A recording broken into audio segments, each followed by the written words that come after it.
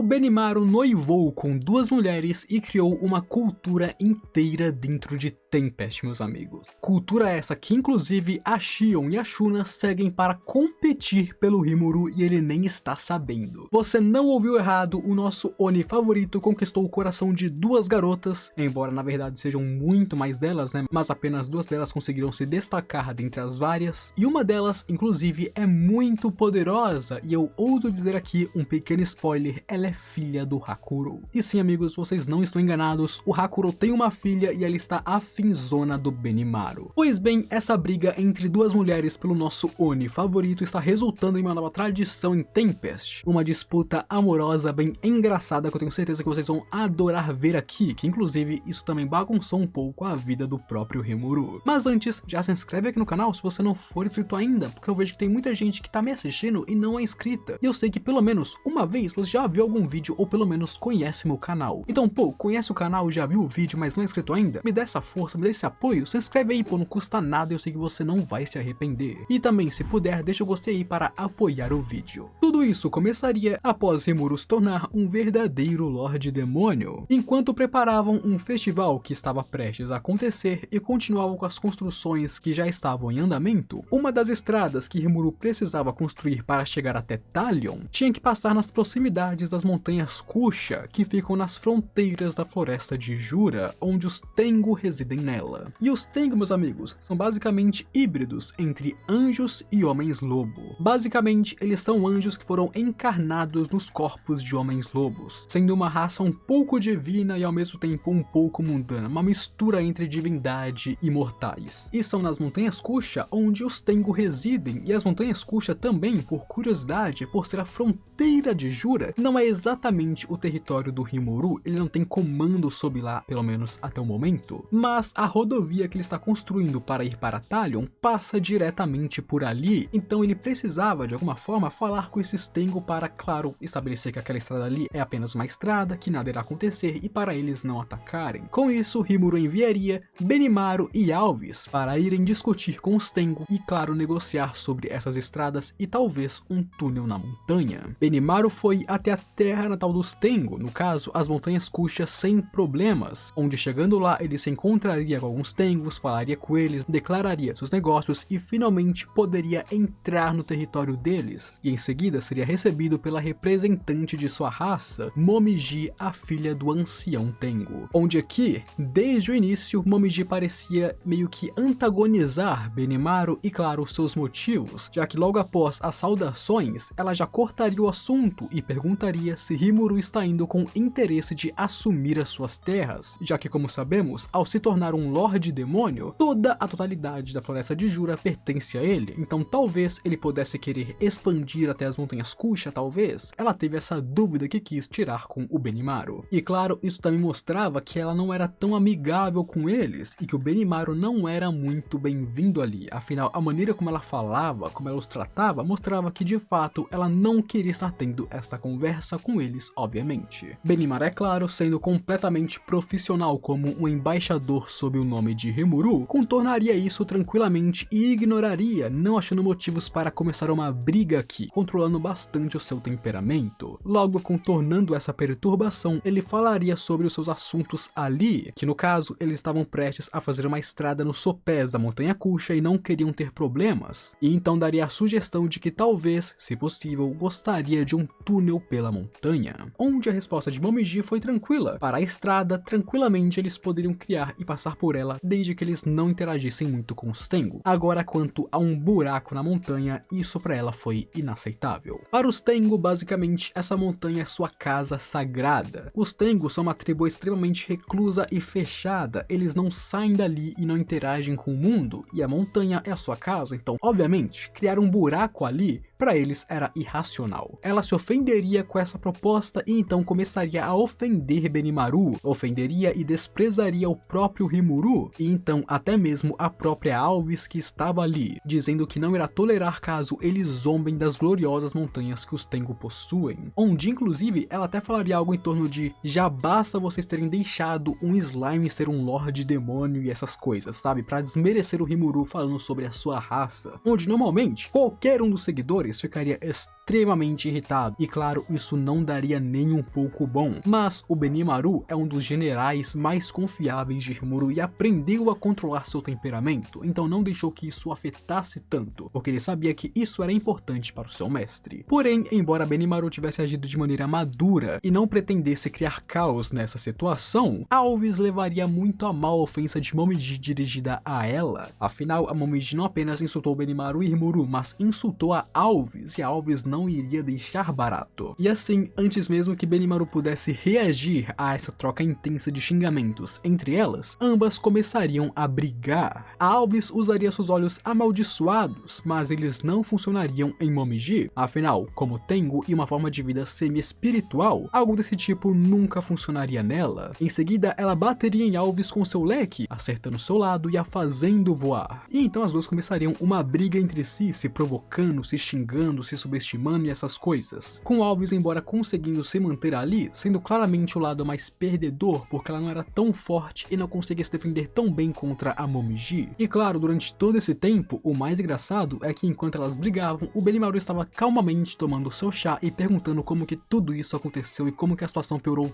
tanto assim quando ele nem queria que isso acontecesse. Isso é, até que as duas ficaram muito animadas e a Momiji preparou um golpe que claramente estava fora do seu controle e mataria Alves caso pegasse nela. E vendo isso, Benimaru se intrometeria, desarmaria a Momiji enquanto salvaria sua companheira. E obviamente isso ofenderia as duas. Alves não achava que ia perder ou morrer naquela troca, e Momiji não achava que perdeu o controle e que mataria Alves. Para ela tinha tudo sob seu controle. Mas é claro, Benimaru interrompeu elas porque sabia que ia dar ruim. Logo em seguida, entraria Kaede, a mãe de Momiji, ali para repreender sua filha. E com isso, o grupo se mudaria para uma parte mais interna de onde estavam. E agora é ela que negociaria diretamente com o Benimaru. E parece que nem toda a situação estava perdida. Ao falar com Benimaru, Kaede imediatamente reconheceria a esgrima Hase que o nosso Oni usa, dizendo que estudou essa mesma esgrima sob Byakuya Araki, o seu mestre e avô de Hakurou. Onde, se você não sabe, o avô do Hakurou era Byakuya Araki, um outro mundo samurai que veio para esse mundo há muito tempo, então se juntou à Vila dos Onis, treinou eles, ensinou esgrima e seus costumes para os mesmos. Ela contaria que há mais de 300 anos atrás, quando estava em uma jornada pelo mundo,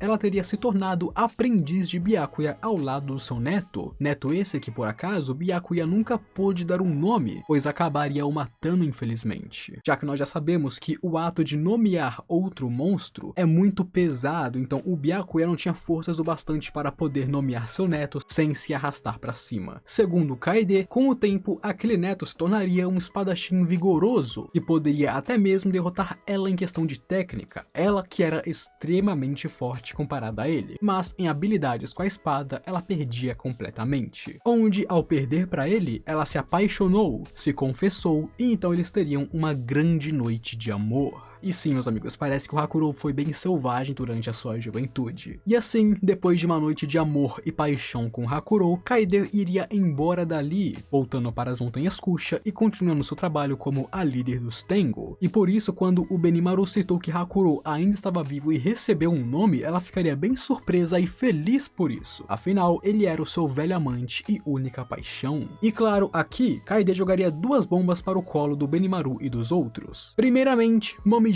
é filha de Hakurou e que Benimaru é o futuro noivo da sua filha. Ela então diria que está mais do que disposta a aceitar os pedidos de Benimaru e Rimuru, estando preparada até mesmo para aceitar que Rimuru governe as terras dos Tengu, mas isso apenas caso Benimaru tome Momiji como a sua esposa. E enquanto isso, Benimaru estava travadíssimo e Momiji toda besta, principalmente falando coisas como sobre conquistar o amor dele primeiro, não sendo oposta ao casamento, mas não tendo feito ele se apaixonar por ela ainda, e que para se casar ela queria fazer com que ele se apaixonasse por ela. Então do nada isso aqui virou uma bagunça, simplesmente não era mais uma reunião formal, agora era uma reunião familiar toda bagunçada. E com toda essa turbulência no ar, eles se separariam, Benimaru voltaria para pensar nessas coisas e reportar para Rimuru, e Kaede ficaria ali pensando que de fato aconteceu coisas boas aqui. E o motivo pelo qual a Kaede sugeriu esse casamento de repente, amigos, é simples. simples. Ela está no fim de sua vida. Ao parir Momiji, grande parte de seu poder já se esvairia, já que como ela teve uma filha, a sua filha herdou a maior parte de seu poder. E acima disso, ela nomearia Momiji, e assim o restante de seu poder, que tinha sobrado pouco, seria consumido. Então basicamente, todo o poder que Kaede possuía foi passado para Momiji e ela ficou sem nada. E então ficando sem praticamente nenhum poder e força, mesmo que um dia ela tenha sido reverenciada como a deusa da montanha, ela está no fim de sua vida e sua morte está chegando. Porém, logo agora que ela está no fim de sua vida, Benimaru apareceria, um jovem muito forte que foi criado pelo seu ex-amante e que poderia apoiar a sua vida querida. Então para Kaede tudo se juntou e era perfeito. Se Benimaru tomasse Momiji como sua esposa, tudo ficaria em paz e ela poderia partir sem problema algum.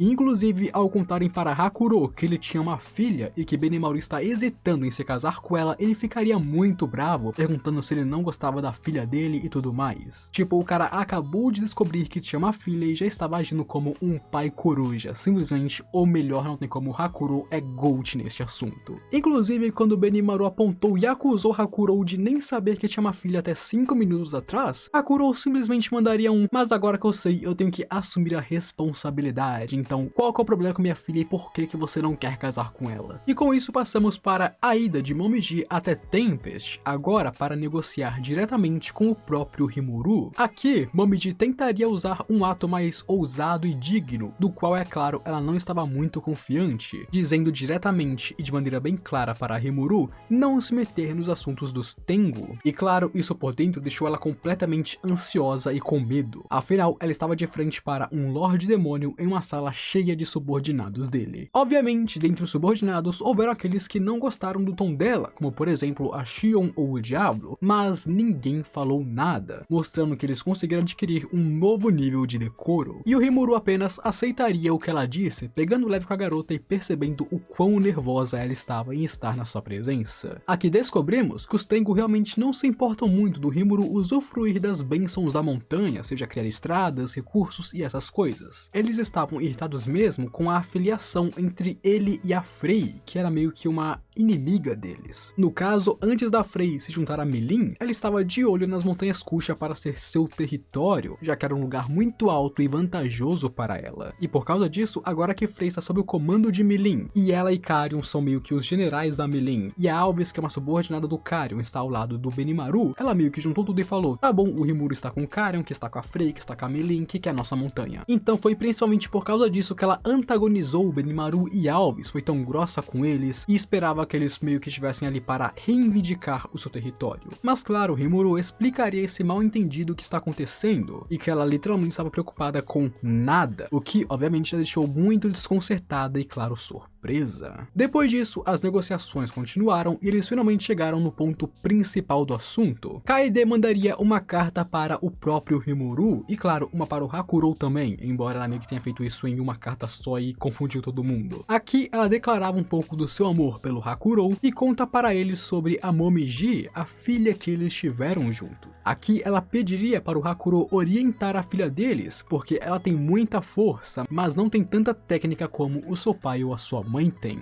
E claro que o espadachim aceitaria, dizendo que treinará sua filha para superar seus desafios e conquistar o coração de Benimaru. E com isso, a Shuna deixaria uma mensagem de Alvis para seu irmão. Alvis diria que pretende derrotar Momiji em uma batalha para ter o direito de se tornar a esposa principal de Benimaru, ou, na pior das hipóteses, uma concubina dele. E claro, com as duas declarando que irão se casar com Benimaru, ele teve uma grande dor de cabeça, enquanto o resto dos homens apenas comentaria sobre isso, e Rimuru estava apenas se divertindo vendo isso. E o Benimaru aqui diria que tudo isso está acontecendo muito rápido, mas que ele pretende apenas ter um cônjuge em sua vida. Normalmente, existem casos onde um cara tem várias mulheres e elas competem para ter o direito a ter um filho dele, já que normalmente nascidos da magia não tem mais de um filho, afinal é muito perigoso. Então o Benimaru não quer ter essa prática, ele não quer ter várias mulheres para ter apenas um filho com uma delas e elas competindo, mas o ponto é que Momiji tiraria outra coisa dali ali, ela tiraria que ela deveria derrotar a Alvis em um confronto para então conquistar o Benimaru e se tornar a sua esposa. Ou seja, para conquistar o papel de esposa do Benimaru, as duas deveriam lutar e ver quem é a melhor. E o Rimuru, ouvindo isso, apenas aceitaria, dizendo que contanto que elas não duelem até a morte e seja apenas uma disputa para cortejar Benimaru, está tudo tranquilo. E daqui nasceria uma nova tradição em Tempest, a tradição de que se você ama alguém,